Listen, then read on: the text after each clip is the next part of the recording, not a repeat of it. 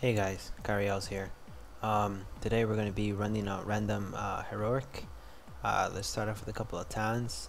First one I'm going to use is Control Undead, which I think is pretty awesome. So as you can see, I was able to control that one undead there. We have Unholy Blight, which is an awesome AoE effect. As you can see, which I'm about to use right now. It's a small cast, but all those pretty little flies you see there flying, that's the Unholy Blight. Also, if you haven't noticed, I finally got the glyph for the outbreak, which basically takes the timer off and puts it for 40 runic power. So that's pretty awesome. So there is my undead who's following me now. It's pretty cool. I mean, they give you a little pep bar there. They all pretty much have the same ability so far. I haven't seen anything other than the typical claw attack. I mean, pretty much damage is just about the same as it is right now on live. Although I did notice, unfortunately, I don't have the healing meter on, but the healing is much more intensive than it was before. So that is a huge plus. I'm assuming they're going to be hot fixing that when the game goes live, the mist goes live, because it is, I would say, pretty overpowered right now. You're gonna see soon. I'm gonna be dropping pretty low on this fight, and I'm gonna be using conversion, which is a new talent, which basically converts your runic power into healing. So it basically consumes your runic power until it's completely depleted, healing you. So I definitely use that a couple of times on this. As you can see, I'm also throwing a couple of death coils. Your death coil now basically throws a barrier on friendly targets. If they're not undead, it won't heal them. It would instead throw a barrier, which I believe protects them for about 5,000 damage or so. 5,000 plus. So here we have just a regular fight. I guess pretty much what makes it so awesome is the fact that your runic consumption and the way you use your runes has changed a bit. There's a lot of management that needs to be dealt with now. It's not your typical rotation, such as spamming death strikes. Now there's actually a point to be using your main abilities, such as Heart Strike. If you can see in the upper right corner, you see there the Scent of Blood. They actually changed it. Scent of Blood now stacks, I believe, up to 5 times. It stacks up to 5. Basically what it does is it increases your minimum healing done and your healing received by 20% as a base, and it stacks up to 5, so that goes pretty darn high. So that's pretty awesome. I thought that was a great addition, rather than giving you the whole parry effect. So that's pretty nice. Again, as you're gonna see here, we're gonna be using the same abilities. We're gonna try and spam as many death coils as possible, try to get some barriers on people and see how damage reduction is done. Unfortunately, again, I don't have any meters for that, so I will be obtaining those soon. Hopefully I can get them to work in the PTR. But at the moment, all the abilities look pretty much the same.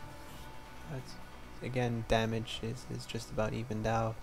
I definitely do like Unholy Blight. I mean, it makes AoE situations really nice, such as these, because again, it causes a lot of damage, and sometimes a D&D won't be enough to just round up the enemies, especially now that you have to manage your runic and your runes, because you can't just simply throw in one D&D and expect to get 3 or 4 hard strikes out there. Everything is pretty much, I would say, on a somewhat global cooldown. So you have to really manage those runes properly, because if you don't, you will find yourself pretty much either runic starved or rune starved. In this case, as you can see, pretty much getting the hang of it. It's really great to have your outbreak running on runic rather than on a timer, because it comes in handy, especially when you're part in time with your dancing rune weapon, which allows you to apply double the diseases. And also for control undeads, if you do go into a portal or another different location, they will not follow you. They will actually stay. And yes, when the timer does run out, it's a 5-minute timer. When it does run out, they will turn on you. So be sure to definitely kill them once they turn on you. So just pay attention to that timer. Yeah, so you can see here I'm going to be using conversion again. I'm going to be trying to build up my stacks for my death strike. Again, you don't want to be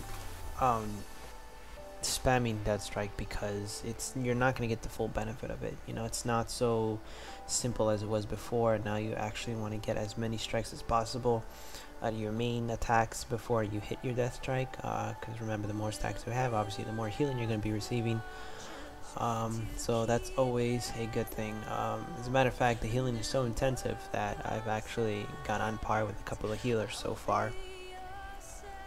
Again, these numbers can change, so don't expect that everything you see here in the PTR to be exact on live. What you see right there, the purple zone, that's actually AMZ. For all those wondering, that's the anti-magic zone. I actually got that because I felt it's a great raid tool. I feel that it's important, such as this encounter, where I just randomly placed it there, and I noticed a couple of people actually went to it, which was odd, because they were probably looking at it thinking, oh wait, I did hear that DK's got that, but now that it's actually there, should I go in it? Does it make a difference? And it actually does. I'm sure it was helping against the damage from these spinning damaging Twilight Zones, but I mean, other than that, I definitely did put that there. I noticed that a couple of players did go in it, so that's always great, keep people aware of it. And again, conversion is a great tool to get you, literally it would get you to full health if you use it properly. Now this is where my concern comes, because if you're going to be using this in a PvP environment, I'm assuming there's going to be some type of nerf associated with this, because it is ridiculous the amount of healing you receive from it. I mean, you basically do a couple of strikes, make sure you have your runic at least above 50, and once you pop that, again, it turns off once you click on it again, so it's on activation deactivation mode. So this makes it great. It's a great utility for you to use it whenever you really need it. And that's basically it. I hope you enjoy.